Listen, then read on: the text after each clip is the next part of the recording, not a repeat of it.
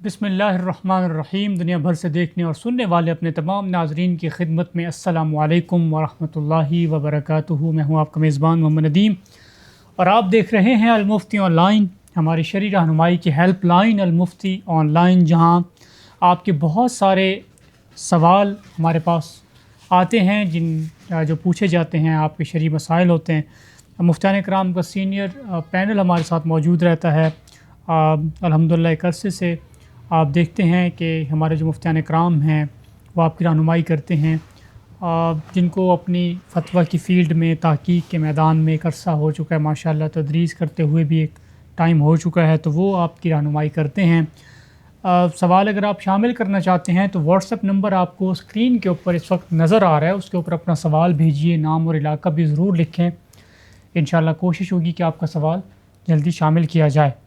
मुफ्ती मोहम्मद हुसैन खलील खेल साहब जामिअत रशीद के आप उस्ताजुल हदीस हैं, सीनियर मुफ्ती हैं। पहला सवाल उनसे ये है कि अगर गलती से मुफ्ती साहब वितर की दूसरी रकत में ये सब समझ लिया जाए कि तीसरी रकत है, फिर दुआए कुनूत पढ़ ली, फिर याद आने के बाद तीसरी रकत में भी वही दुआए कुनूत पढ़ ली, तो क्या साफ करना होगा? ये बिस्मिल्लाहिर्रहमानिर्रहीम। तो इस सूरत में दो मसले हैं। एक तो ये है कि अगर दूसरी रकत में गलती से दुआए कुनूत पढ़ ली तो क्या यही काफ़ी है या तीसरी रकत में भी पढ़ना ज़रूरी है? और दूसरा है कि इस तरह करने से सजदा सहवा का हुक्म है या नहीं है।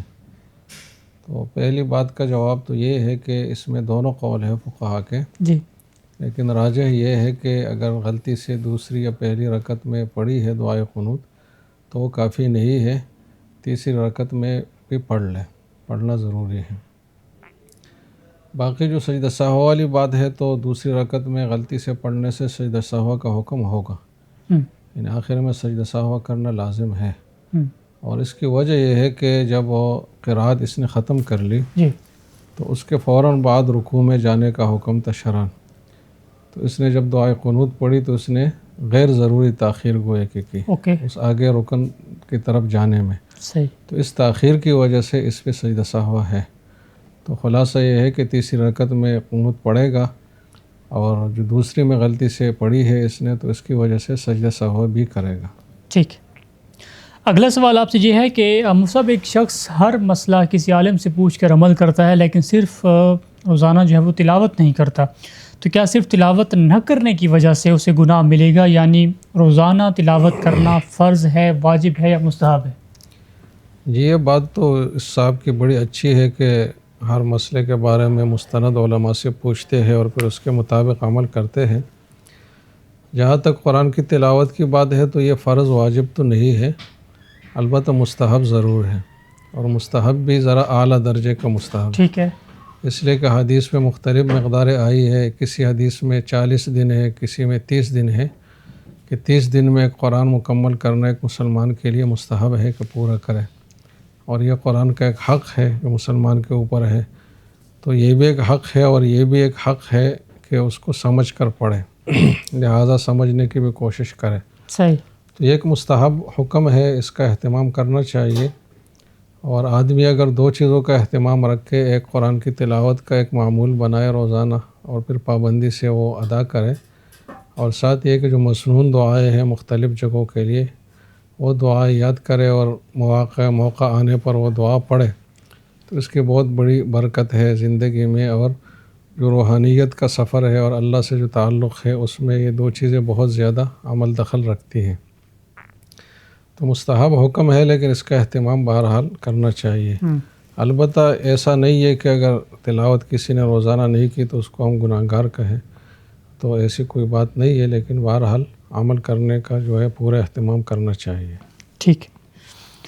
अगला सवाल आपसे ये है कि मखसूस अय्याम में छोटे बच्चों को नाज़रा कुरान पाक पढ़ा सकते हैं? अगर पढ़ा सकते हैं तो क्या आप नूरानी कायदे को हाथ लगा सकते हैं? क्योंकि बहुत छोटे बच्चों को कायदा हाथ लगाए बगैर जो पढ़ाना होता है वो मुश्किल होता है ज़रा।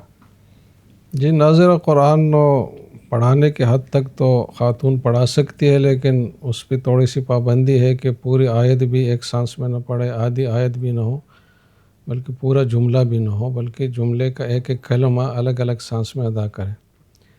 جیسے کہ ان الذین کفروا مثلا پڑھانا ہے تو ان الذین کو الگ کر لے اور کفروا کو پھر الگ کر لے، اور سواء علیہم میں سواء کو الگ کر لے، علیہم کو الگ کر لے. ٹھیک. تو اس طرح بیچ میں وقفے سے ایک ایک کلمہ پڑھا سکتی ہے ناظرہ.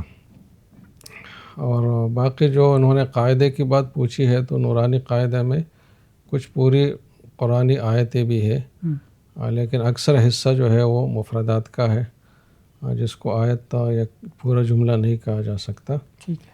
تو جو آیتوں کے علاوہ حصہ ہے اس کے پڑھانے میں تو کوئی حرج نہیں ہے، اور اس وہاں انگلی رکھنے میں بھی کوئی حرج کی بات نہیں ہے.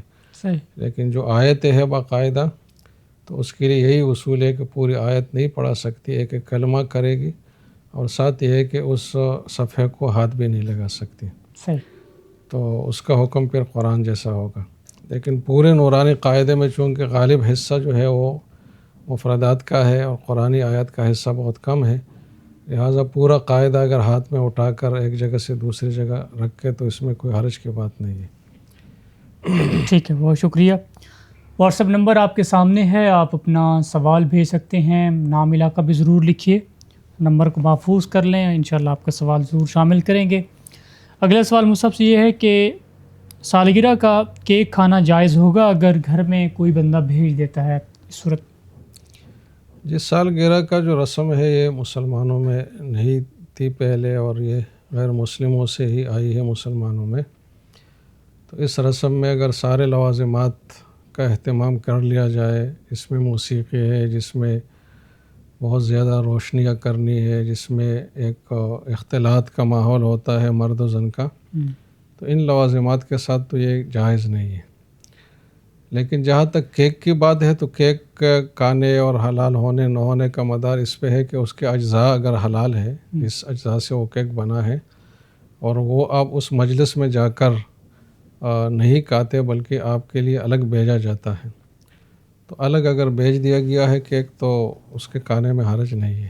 لیکن اس مجلس میں اگر آپ حاضر ہوتے اور اس مجلس میں ساری چیزیں بھی ہیں تو پھر وہ درست نہیں ہوگا. اگر ساری چیزیں نہ ہوں، پھر موسیقی نہ ہو، چیزیں نہ ہوں. ہاں، اگر یہ چیزیں نہیں ہے، موسیقی نہیں ہے، اختلاط نہیں ہے، بہت زیادہ روشنیوں کا جو مصرفانہ انتظام ہے وہ بھی نہیں ہے، صرف گھر کی حد تک ہے یا فیملی مختصر سی تقریب ہے، تو اس میں اباحت کا حکم ہے کہ بذات خود ایک مباح چیز ہوگی. ٹھیک.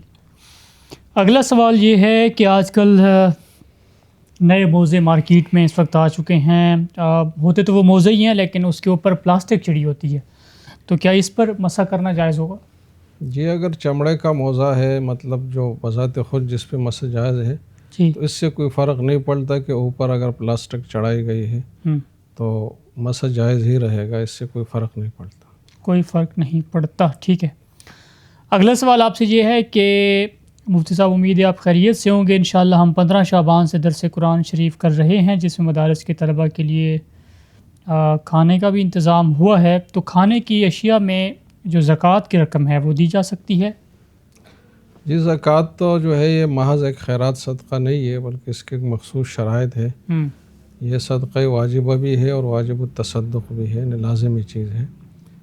تو فقہائے احناف نے اس میں شرط لگائی ہے کہ تملیک ہو، کہ آپ اس رقم کا یا جو زکوٰۃ کی چیز ہے اس کا باقاعدہ مالک بنائے مستحق زکوٰۃ شخص کو، تو تب زکوٰۃ ادا ہوگی. تو انہوں نے جو بات پوچھی ہے اس میں ایک صورت تو زکوٰۃ کی ادائیگی کی یہ ہے کہ یہ رقم ان لوگوں کو دے پہلے، اور پھر کھانے کی فیس یا عوض کے طور پر ان سے وصول کرے. صحیح.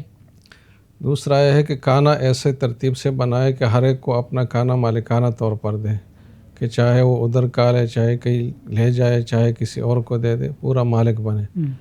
صرف اس سے زکوٰۃ ادا نہیں ہوگی کہ کھانا تیار ہو کے دسترخوان بچھا کر اس پر اجتماعی طور پر بٹھایا گیا لوگوں کو اور کھانا پیش کیا گیا، تو اس سے زکوٰۃ ادا نہیں ہوگی، اس لیے کہ اس کو اباحت کہا جاتا ہے، تملیک نہیں ہے. مطلب آپ یہاں بیٹھ کر کھا تو سکتے ہیں لیکن آپ اس کھانے کے مالک نہیں ہے کہ اگر آپ ابھی نہیں کھانا چاہتے تو اپنا کھانا اٹھا کر لے جائیں یا کسی اور کو دیں. تو یہ مالکانہ طور پر دینا ہی لازم ہے، اس سے زکوٰۃ ادا ہوگی ورنہ نہیں ہوگی. ورنہ نہیں. ٹھیک، بہت شکریہ جی.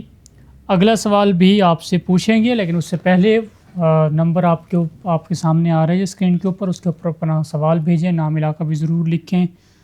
انشاءاللہ آپ کا سوال شامل ہوگا. اگر آپ سمجھتے ہیں کہ کوئی آپ کا سوال مس ہو گیا ہے تو آپ اس کو دوبارہ بھیجیے, ہم انشاءاللہ شامل کریں گے. اگلا سوال دبئی سے ہے جی کہ میرے معدہ کا پرابلم ہے اور میں صبح ناشتے سے پہلے 30 منٹ ایک گولی ہے وہ کھاتا ہوں اور مجھے ایسڈ ریفلکس جو ہے وہ اس کا پرابلم ہے, زیادہ دیر بھوکا بھی نہیں رہ سکتا. تو یہ جو پرابلم ہے اس سے لگتا ہے کچھ کھانا ہوتا ہے. اس صورت میں رمضان کے جو روزے ہیں وہ میں کیسے رکھوں؟ 2 سال سے روزے نہیں رکھ پا رہا میں. مفتی صاحب آپ کی رہنمائی چاہیے. جی اگر ڈاکٹر ان کو یہ مشورہ دے کہ آپ کے لیے روزہ رکھنا نقصان دہ ہے اور اس سے آپ کی بیماری بڑھے گی, تو اگر متدین دیندار ڈاکٹر ہے اور اس نے اس کو یہ بات کہی ہے تو پھر یہ روزہ وقتی طور پر چھوڑ سکتا ہے اس بیماری کی وجہ سے. اچھا, لیکن بعد میں اس کی قضا کرنی پڑے گی. جی ٹھیک ہے, بہت شکریہ. ناظرین محترم, ہمارا یہ پروگرام اپنے اختتام کو پہنچا. جو سوالات آپ نے بھیجے تھے الحمدللہ مفتی صاحب نے ان کی رہنمائی کر دی ہے, جوابات دے دیے ہیں. انشاءاللہ دوبارہ خدمت میں حاضر ہوں گے کچھ نئے سوالات کے ساتھ. اجازت دیجیے.